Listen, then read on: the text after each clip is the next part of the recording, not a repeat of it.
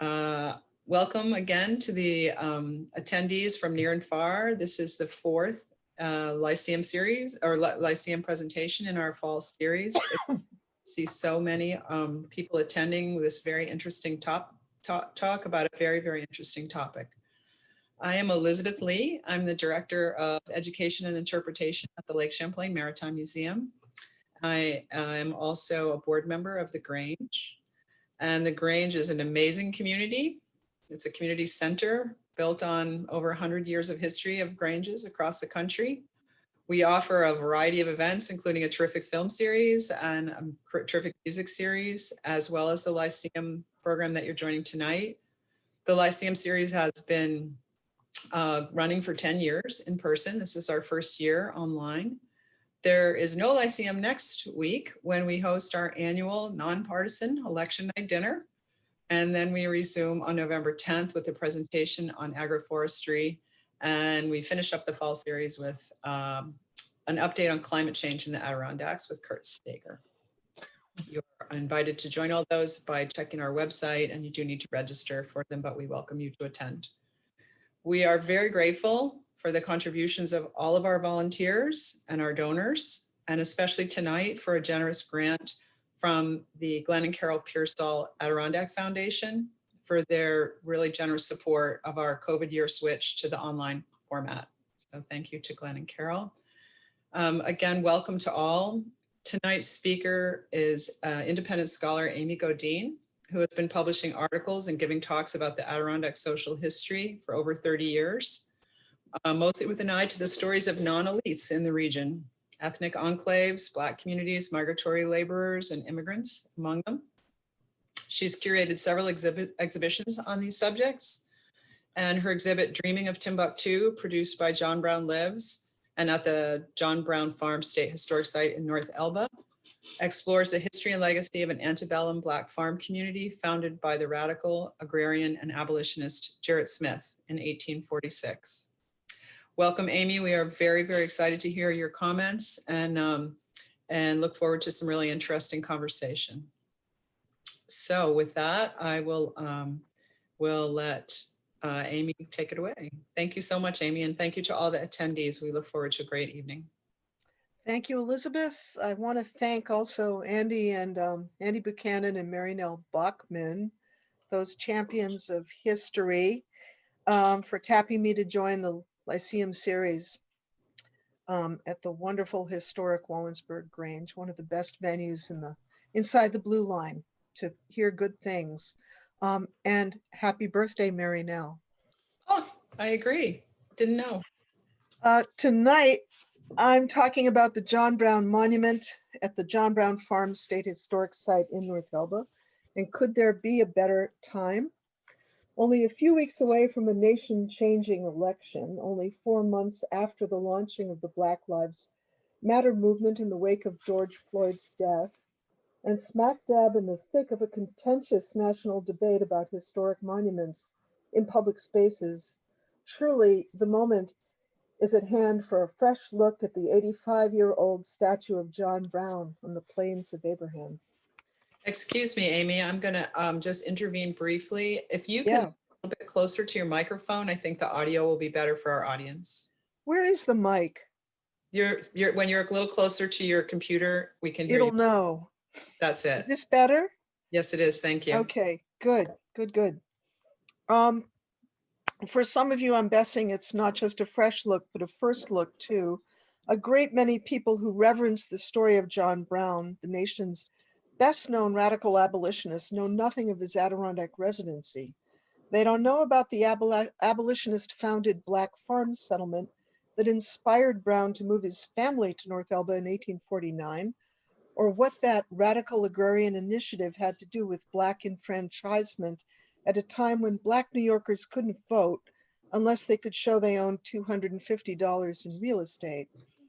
And for those of us who do know this site, the statue generally is what we pass to get to the home, the grave, the exhibits. Something that's always been there. Nice, glad it's there, but by now so familiar, it's really no big deal. Tonight, I hope to change that, and I'll begin with the question of its scarcity, its rarity. In this country, the anti-slavery zealot whose driven bid to seize a U.S. arsenal in Harper's Ferry, Virginia in 1859, to arm slaves and foment an uprising, and whose subsequent capture, trial, and execution so shocked and polarized the nation that it erupted into the epic war that ended slavery, this man is honored with 3 statues. One is in Kansas City, is in a Kansas City suburb where in 1911, students at an all-Black college raised a fund to hire an Italian sculptor to produce a senatorial John Brown in fine clothes John Brown himself never could have afforded. The college closed in 1948. The site fell into disrepair, and 3 years ago, the statue was vandalized with a Sharpie, and then again when someone hacked off one of the hands. In I'm trying to get the hang of which direction to go with these signals. This is going to take a while.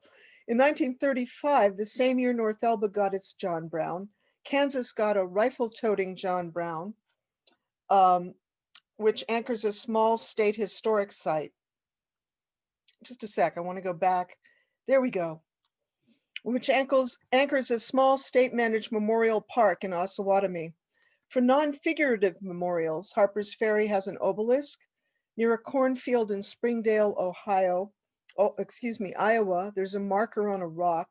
And in Akron, Ohio, a sternly worded, good-sized plaque, not really meant for public viewing. But look in vain for John Brown postage stamps or highway rest areas, streets, schools, squares, or avenues in the capital. No John Brown stands in our National Statuary Hall with the 11-some Confederate soldiers and statesmen of renown. Not even Central Park commemorates him, and Central Park has monuments for everything from a polar bear to Simon Bolivar and Frederick Douglass. So, there we go. Only 2 John Brown statues then, maintained with public funding, and both of them far from population hubs that might ensure a lot of viewing. That's it. Love it or hate it, know when you're looking at North Elba's John Brown Monument, you're seeing something rare. Why so few? I think we know. The raging controversy that swirled around the man Herman Melville called the meteor of the war has never been resolved. There is no nationwide consensus on John Brown's legacy and value. I'm not confident there ever will be. His memory remains embattled. In sectionalized cohorts, we may exalt it, but as a nation, no. Even in local and regional memory, Brown's meaning varies widely. The senatorial John Brown in Kansas City, gripping a diploma, you can see it in the picture here, it was after it's been repaired, is aspirational, an image of the public stature and bourgeois respectability the Black college students who commissioned the statue believed was Brown's long due. Osawatomie's rifle-holding marksman, casually garbed, invokes the Minutemen of Concord and honors John Brown, the citizen soldier, standard bearer of American vigilantism. As for our John Brown, here the message is quite different. I have to go back to this one, just a sec. There we go. Designed by the Sicily-born sculptor Joseph Polia of New York at the direction of Jesse Max Barber, the founder of the African-American John Brown Memorial Association, which subsidized and dedicated this statue with great ceremony in 1935. This bronze monument valorizes Brown in peacetime, weaponless at ease, strolling in the company of a Black youth. Brown speaks, the boy unnamed gazes up intently. Brown's companionable hand on the Brown's shoulder, is paternal, invoking father, mentor, guide, and friend, and rescuer as well. The boy's ragged shirt speaks of hard times and want, thus intimating an escape, a recent escape from slavery, but it's just a hint, we can only guess. He could be one of Brown's Black neighbors, the son perhaps of Gerrit Smith's pioneering farmers at Freeman's Home or Timbuktu. Brown had Black friends, free, enslaved, and self-emancipated, male and female, juvenile, and old. In leaving the Black boy's legal status unexplained, the sculptor underscored Brown's ecumenicism. Unlike many abolitionists, Brown's interest in his Black friends did not depend on a condition of enslavement. This is an image, not of rescue.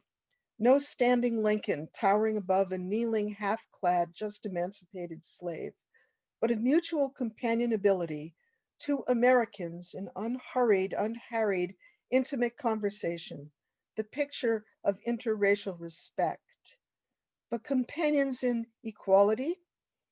Here the sculptor's vision may give us pause. The fact the Black boy is unnamed means, of course, he's meant to stand for many, even perhaps for all of Black America. And Black America in a child's body, next to this grown man, this looming legend, looks ungrown, unevolved, a work in progress in need of wiser guiding hands. A grown man knows better than a child. His job, in fact, is to raise the child, bring him along, raise him right. And this undisguisedly hierarchical, paternalistic tableau is, for some good visitors, some of you among them may be, powerfully disturbing. Tender though it is, the statue of a white man guiding a Black boy underscores a racialized idea of Black subordination. It does not present Brown and his Black friends as intellectual partners. However gently, however movingly, it reinforces an old, insulting, stubborn narrative of Black America as childlike, dependent, weak. Yet call it racist? I, for one, would never want to see this monument removed. And for all my qualms, I wouldn't like it better if the Black youth were not in it. And here are some reasons why. One, this is the only monument in the nation that recognizes Brown's intimate dealings with Black Americans. I'm going the wrong way. Hold on. Nope. Okay, thank you. And that honors Brown's commitment to not just the anti-slavery cause, but to racial justice and the prospect of an interracial society.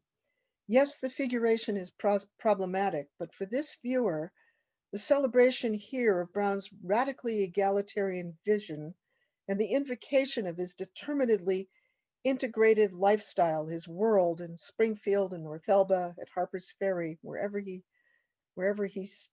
lived, is something we'll find nowhere else.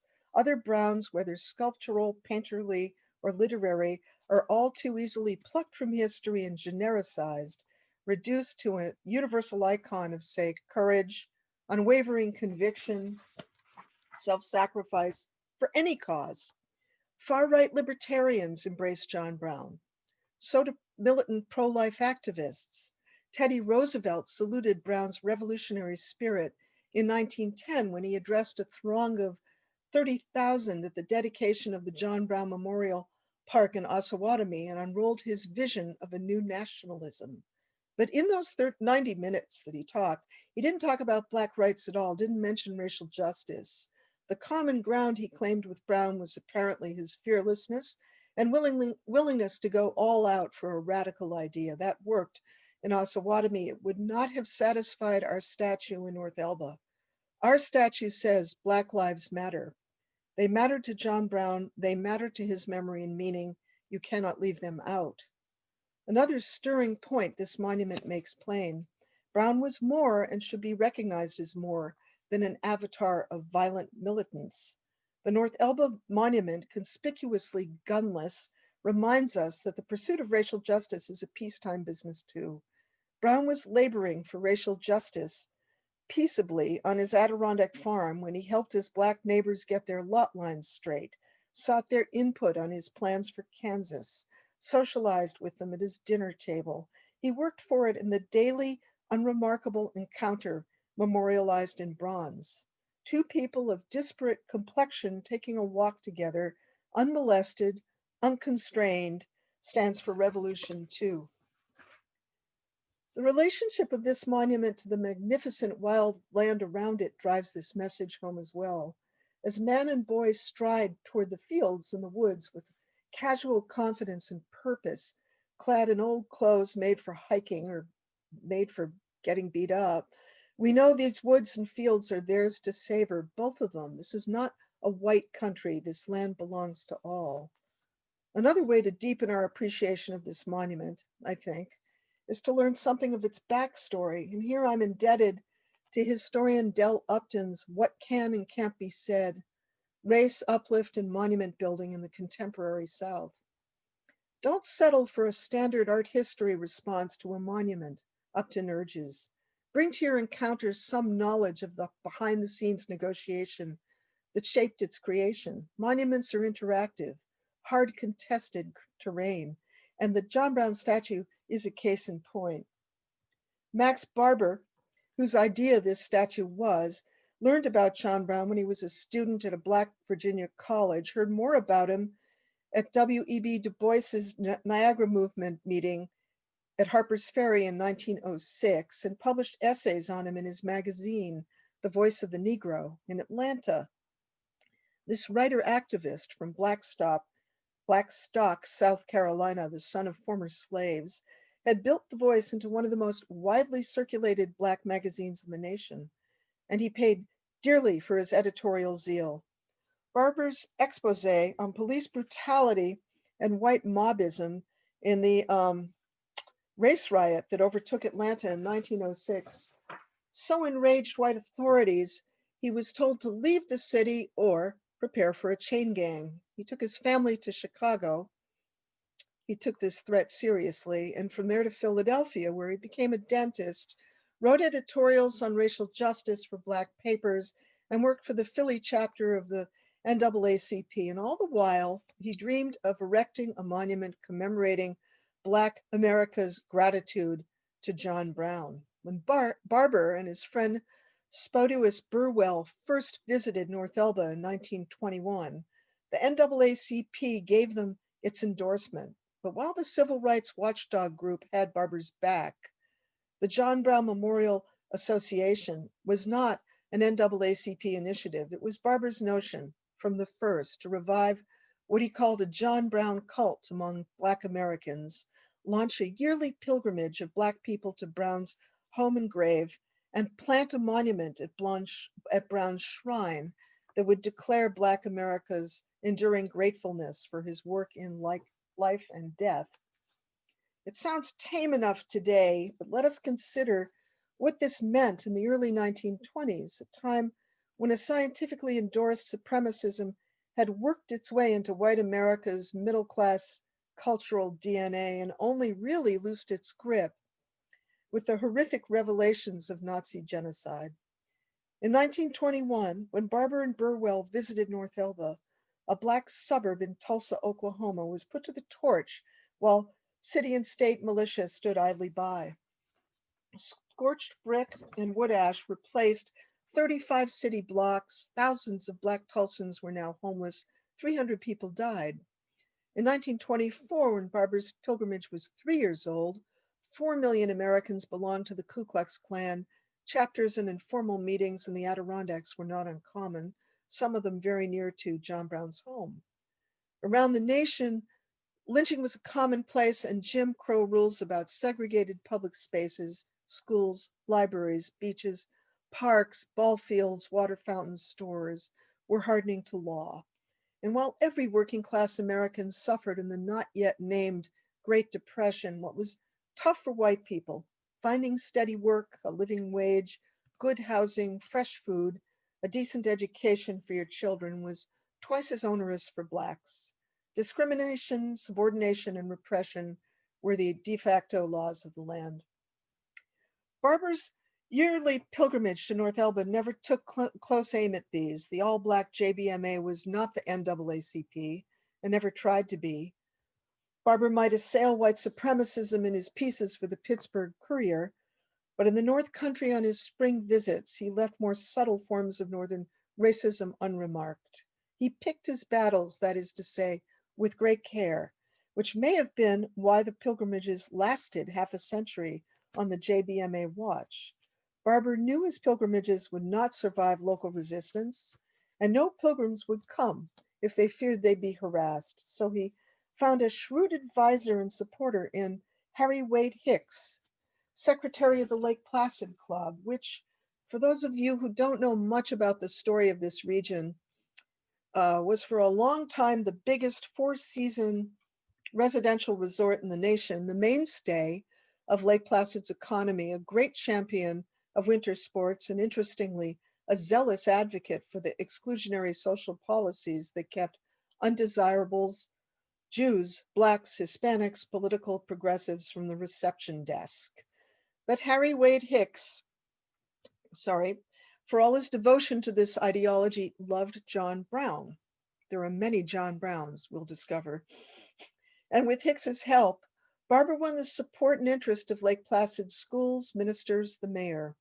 In a few years' time, Barbara could promise JBMA members in Springfield, Pittsburgh, Manhattan, and Philadelphia that on this weekend, John Brown's birthday weekend, this corner of the Adirondacks was safe and lovely, and that white folks not only backed the pilgrimage, they often attended it as well. And where else in the nation were Black and white people paying homage side by side to a shared civil rights hero? Where commingling, period?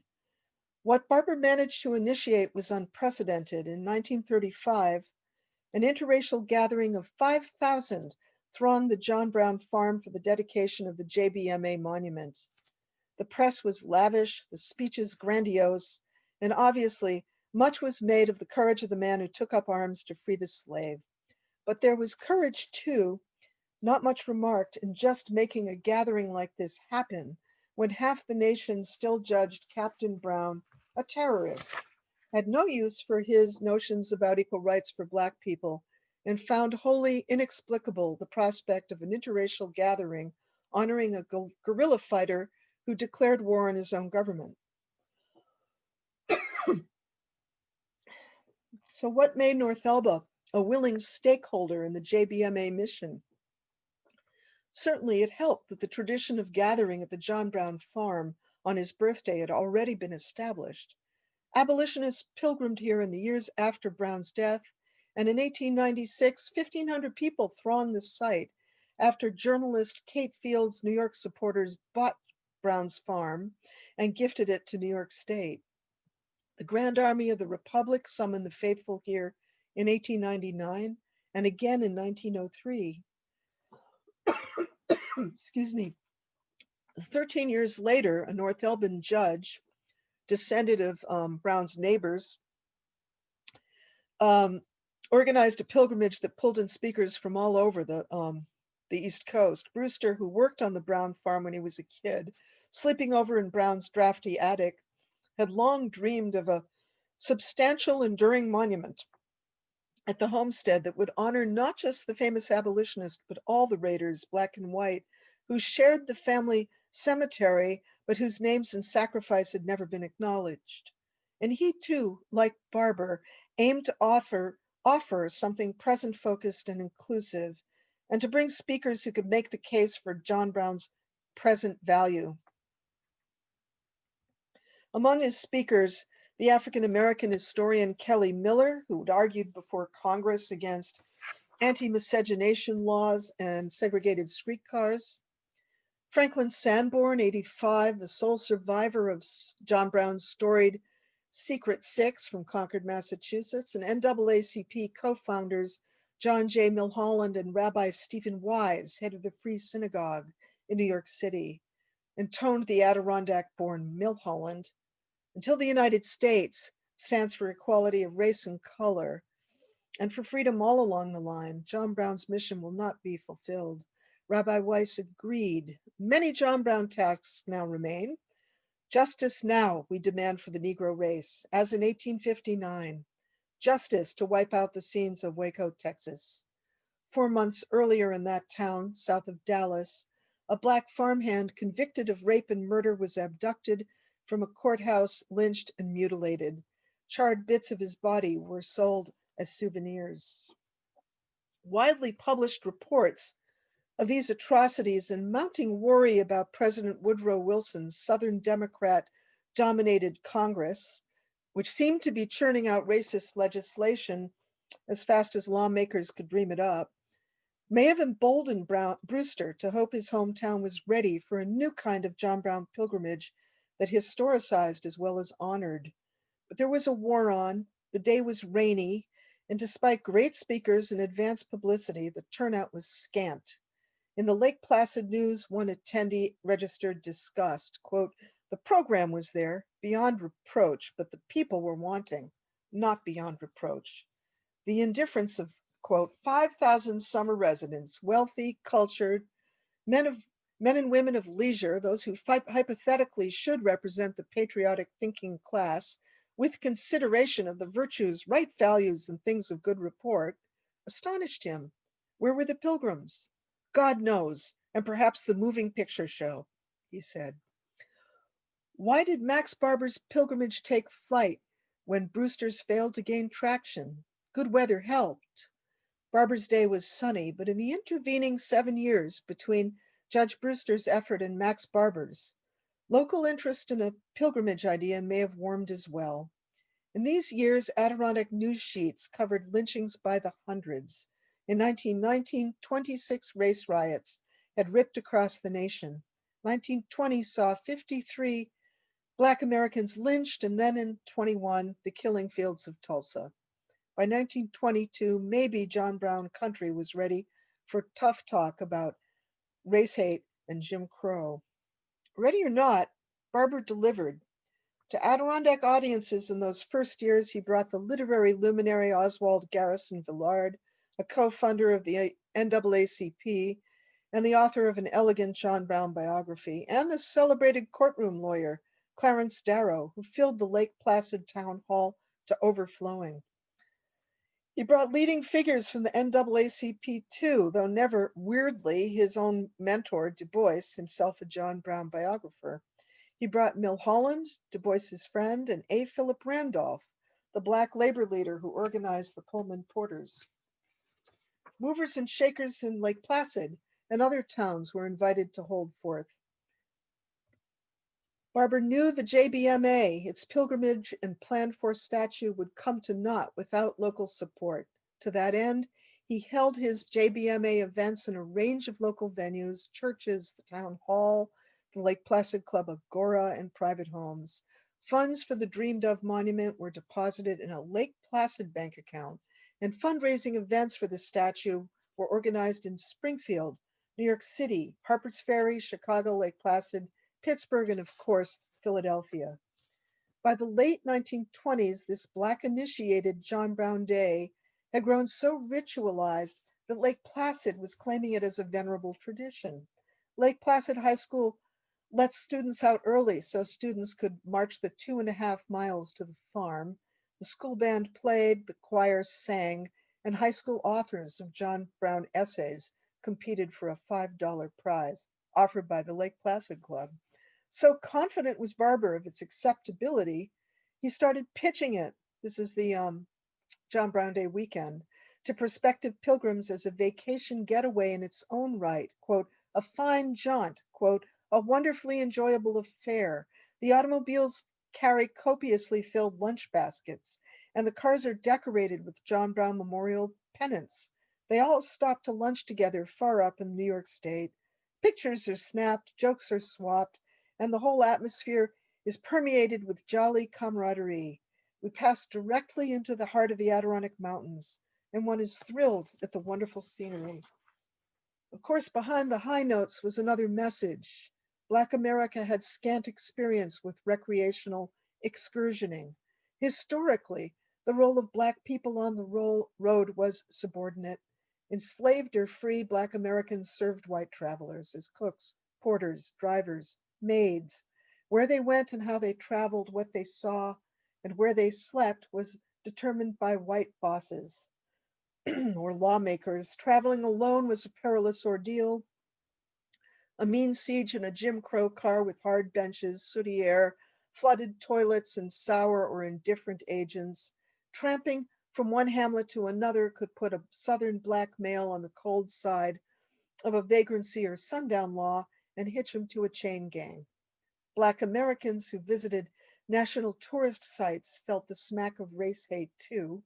At George Washington's Mount Vernon, Black tourists were denied the use of the picnic grounds and could not reach the site except by segregated streetcar or a blacks-only steamer that docked a distance from the entrance. The JBMA's Adirondack pilgrimage, which lasted 60 years or more than spurned the pattern, it turned it inside out. The promise of a safe and welcoming vacation for Black Americans in a historically white rural region subverted old conventions. Barber reveled in the upset. From a JBMA brochure of 1928, the people of Lake Placid delight to welcome us and give us the freedom of the village, self-determination, freedom of assembly, freedom of movement, speech. This was the promise of John Brown Day. A few years later in the Pittsburgh Courier, Barber's claim was bolder still. The pilgrimage is an event in the Northwoods. We've established contacts up there, which, to say the least, few Negroes have anywhere else. There's a respect for us, which I have not seen given to any colored group in any of their conventions. What Barber did not reveal was how much stagecraft went into confecting this exceptionalist post-racial Adirondack idol. Lining up pages where the Black pilgrims could stay, for instance, this could be a challenge. In the first years of the pilgrimages, Black visitors patronized the National Hotel near the Lake Placid Railroad Station, but in 1926, the hotel was sold to the Lake Placid Club, which abruptly closed the place for renovation. Barber, frantic, the pilgrimage was only months away, tapped several village leaders for advice. No response. Quote, I even enclosed stamps, he wrote Harry Hicks. Since your club cannot accommodate us, you can perhaps help by waking these men up and asking them to answer my letters. I would appreciate it if you would do that much for me. Hicks would do that much for the aggrieved Barber. Rooms were found, and it worked out. But Hicks wasn't always so obliging. No, Hicks would not push Barber's plan for an interracial conference at the Lake Placid Club. No, he would not support Barber's bid for a Black women's choir there either. About Adirondack social culture, Barber had a lot to learn. For all the hype, this was no post-racial utopia. There were limits. And he banged his head against a very hard one in 1935.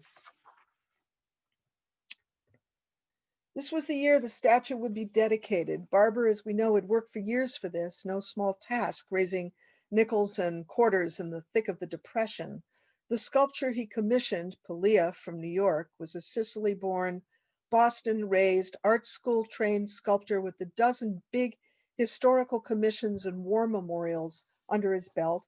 His best known might be the Confederate General Stonewall Jackson at Manassas, which some of you may have seen, a massive thing. Barber and Pelia sketched out the look and story of the John Brown statue. And when the project was good to go and not before, Barber sought and won permission for the installation from his contact, a high up at the State Conservation Commission, the head of forestry, William Howard. He did not, rather pointedly, I feel, mediate this ask through Harry Hicks. Then Barber held the press conference. The idea, he told reporters, was to place the John Brown Monument in the cemetery area, the so-called shrine, on top of the famous boulder Brown so loved. On nature's pedestal, Barber explained, the natural stone would serve as a picturesque and practical base for the figures, which would be silhouetted against the sky at a much greater height than if placed nearer the ground. Against the sky and near Brown's grave, for in the company of Brown, his murdered raiders and their women, the monument was not only in the shrine, it was in itself enshrined. And with it, the idea that Brown's devotion to Black America was not just an important thing, it was the highest thing, the chief thing, the jewel in this reliquary's crown. In Dell Upton's book on Southern monuments, the author documents the coercive veto power white Southerners historically exerted over monuments proposed by African Americans as early as after the Civil War, but well into the 20th century, obviously, and even the 21st. What happened in North Elba suggests this didn't just happen in the South. When Franklin McBride, the secretary of the powerful Au Sable Club, got wind of what was up at the John Brown farm, he shot his fellow power broker, Harry Hicks, a worried letter. Hicks snapped too. Please reconsider, he urged Max Barber. Put the statue on the boulder, landscaping will be disrupted, we'll have to take down trees, and everything will feel congested. Too late, said Barber. The state greenlighted this. We're good to go. But Barber was no match for the well-connected Hicks, who appealed to Conservation Commissioner Lithgow Osborne. Osborne overrode his subordinate, and Barber's statue, which had been designed, mind you, with this giant rock in mind, lost its perch. It was homeless. This with the dedication bearing down in a month. Barber had been dreaming of this monument for decades. He'd been raising funds for it for 13 years. He had no allies, and he had no choice. I yield, he wrote Harry Hicks. The pressure is such that, of course, we shall have to yield. So Polia's monument got the home you know today, not in the shrine, but in the traffic turnaround, the thing you pass on your way to the cemetery. In his own way, Hicks tried to make it up to him. His club furnished shrubs and flowers. He found a stone carver to make the pedestal. He got the town to grade the turnaround and supply bleachers, bandstand, podium for dedication day, which was a very well-attended, oration-rich success. But Barber's feelings, I think, we can imagine. The boulder his heart had been set on was 8 feet high. Hicks had assured him a new site would enhance the monument's visibility. Barber was hoping for a 6-foot pedestal, 5 feet at the lowest. What he got was a 32-inch block about as high as a card table. This was no fair deal, but a categorical defeat. Let's consider his concession in light of Barber's own experience. He had lived in rural South Carolina, Atlanta, Chicago, and Philadelphia.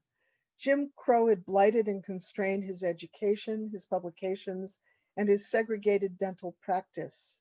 He survived a devastating race riot in Atlanta, but barely, as we know. And he knew there were worse things than seeing a statue of your hero on a stumpy pedestal. There was seeing it smashed to bits before it survived a night. There was, what were the chances of a John Brown statue lasting?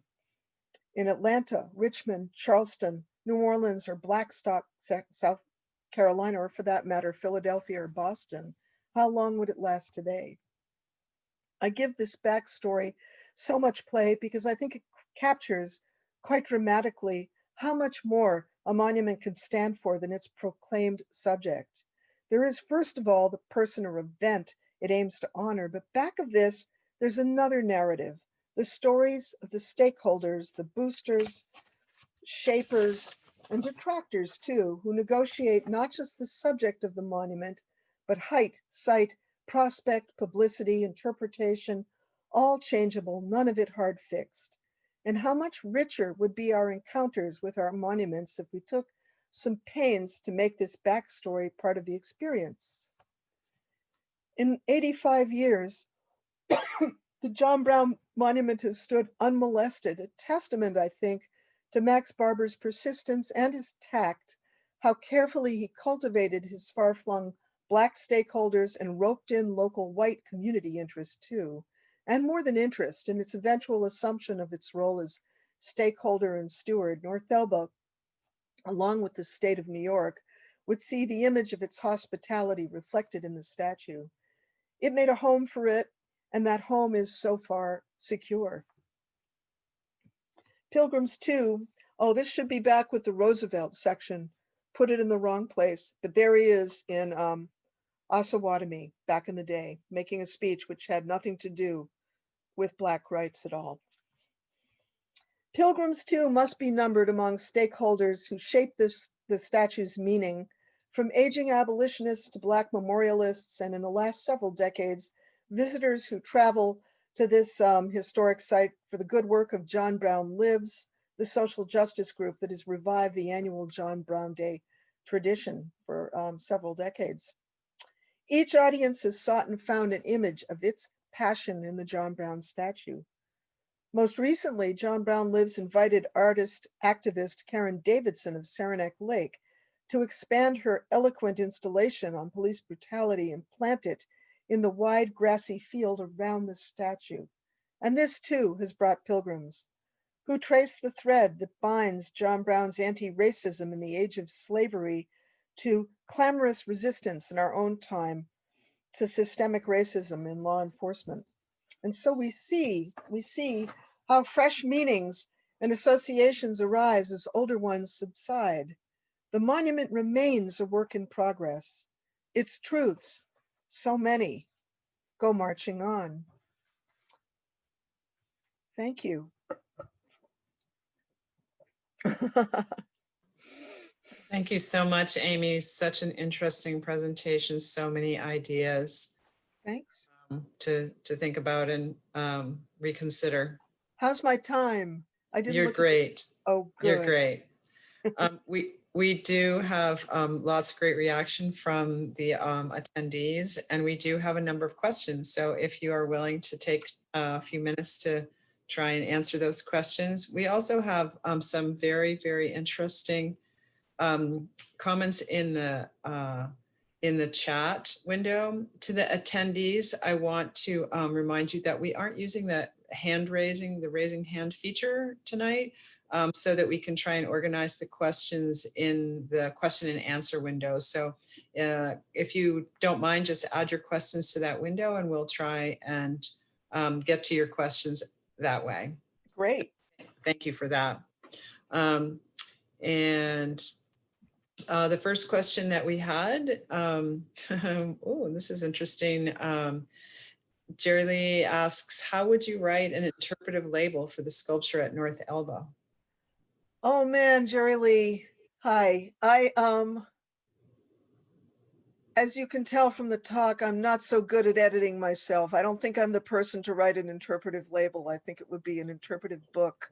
But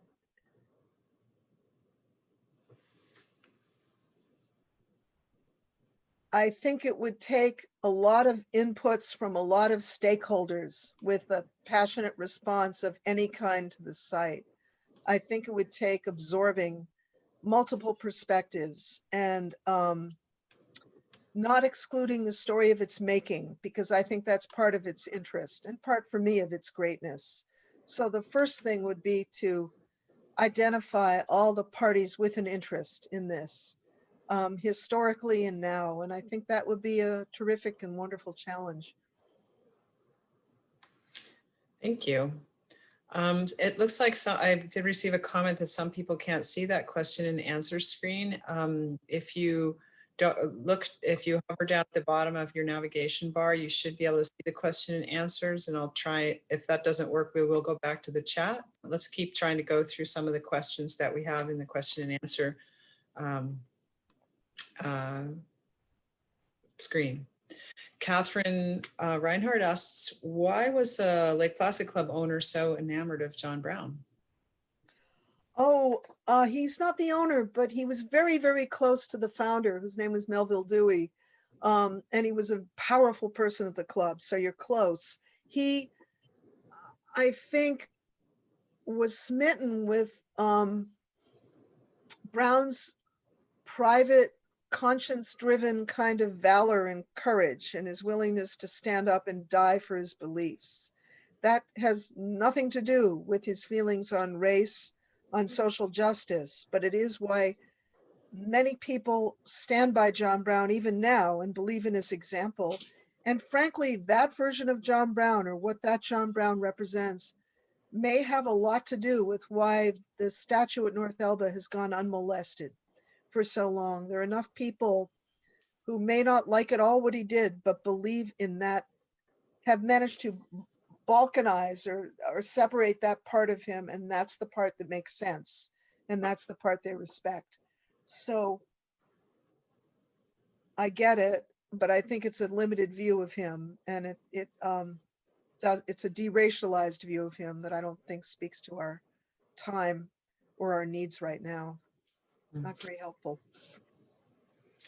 Let's see. Thank you, Amy.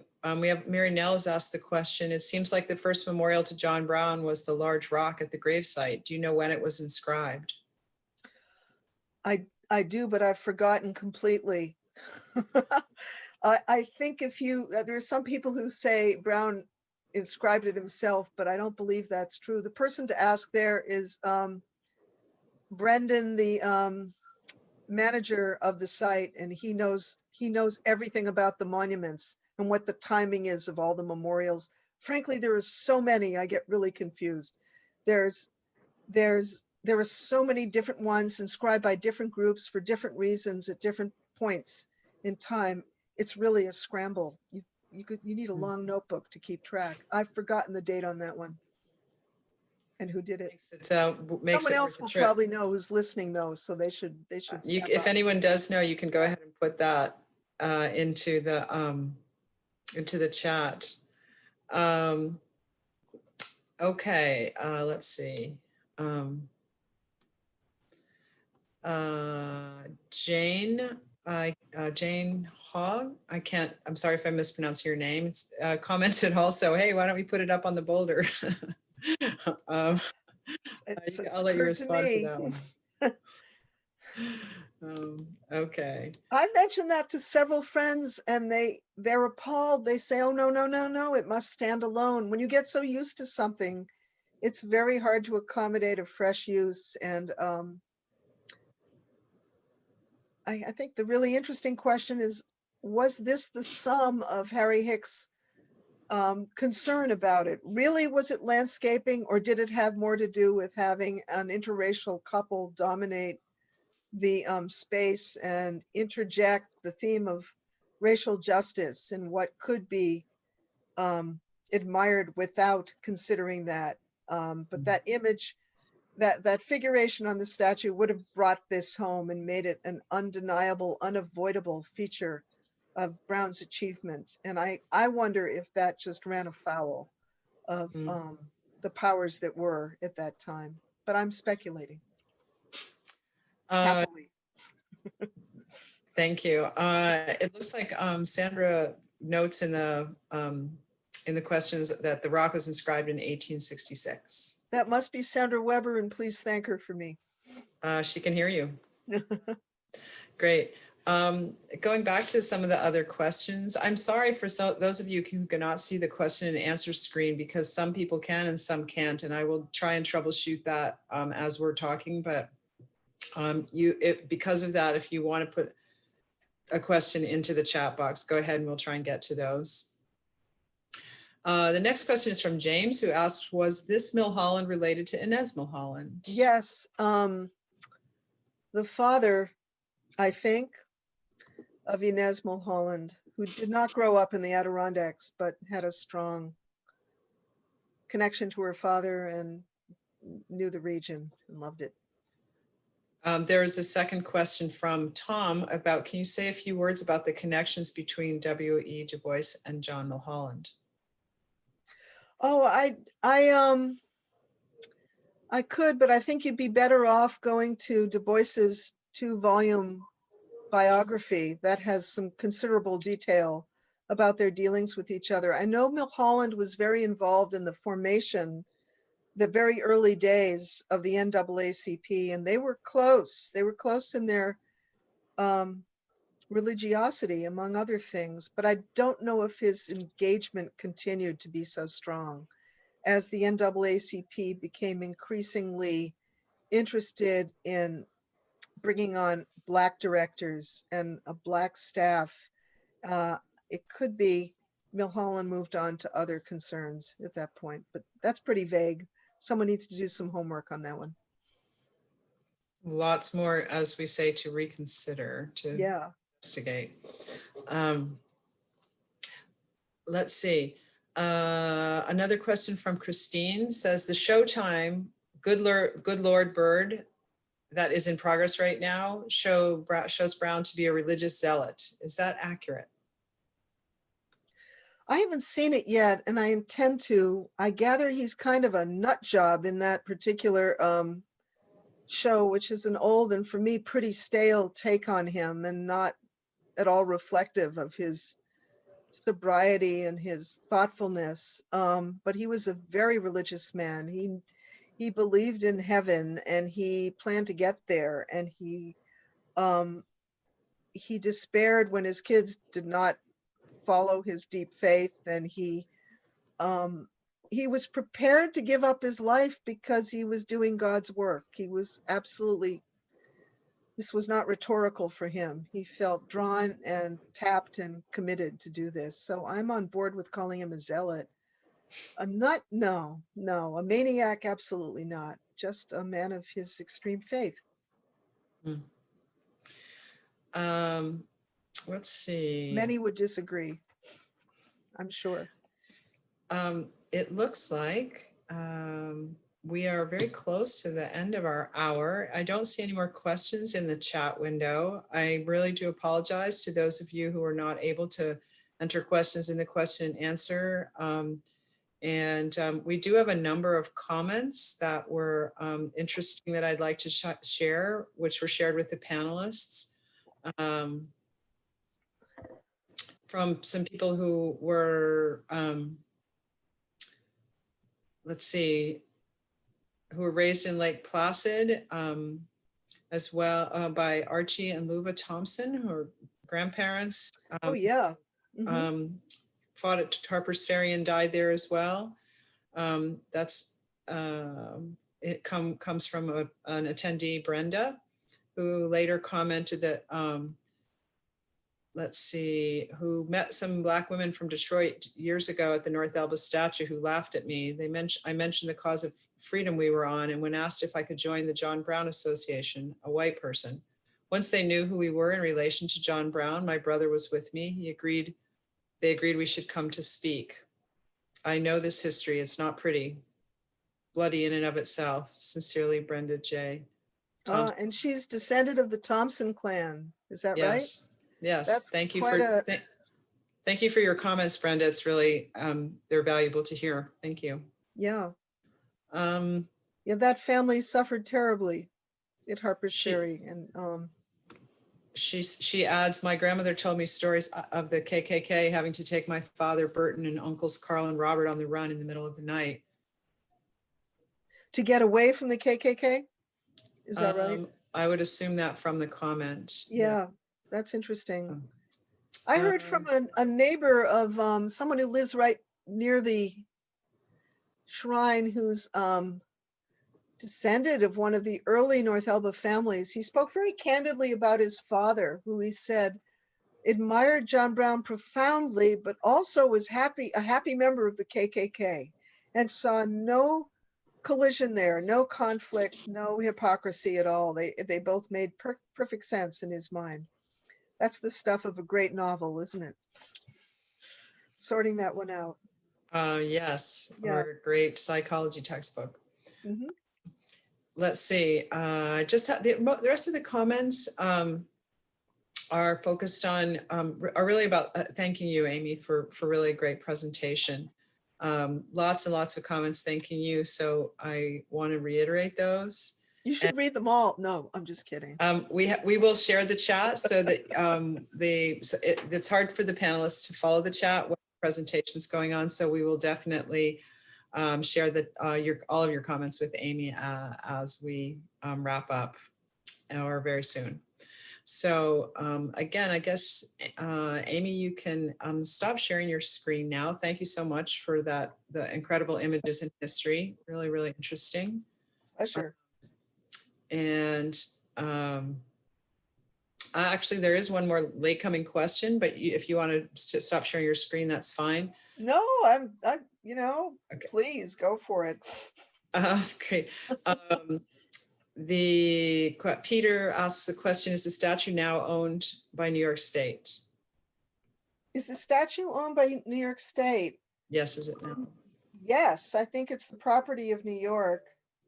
The shrine itself, the cemetery area, however, still belongs to the family, the descendants of John Brown, in the care of the state. But that's an abiding arrangement the state has with the far-flung descendants of the martyr.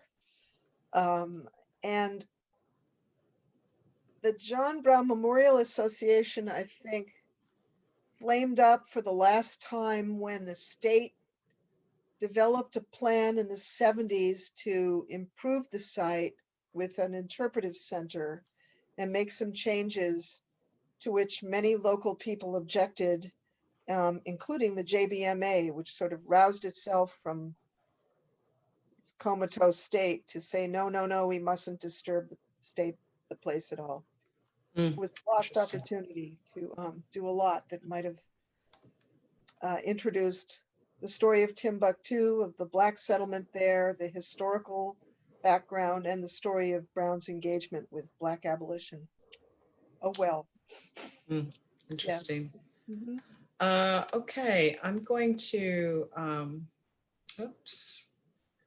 share my screen for just a sec here and let you all know that we have really enjoyed this presentation and that we do hope that you will consider making a donation to support these programs, that we are going to keep trying to adjust and tweak and make things better for all the attendees, and that we are really, really grateful to the presenters. If you do have additional questions for Amy, please go ahead and send them to the Grange and we will forward them on to Amy. And with that, I actually want to do one more thing, which is I apologize for not introducing Andy Buchanan, who joined as a panelist, and he was doing some of that back channel management this evening. Thank you, Andy. He is the chair of the Lyceum Committee and a founding and essential member of the Grange board. Again, thank you everyone for attending tonight, and we look forward to seeing you in 2 weeks and then again the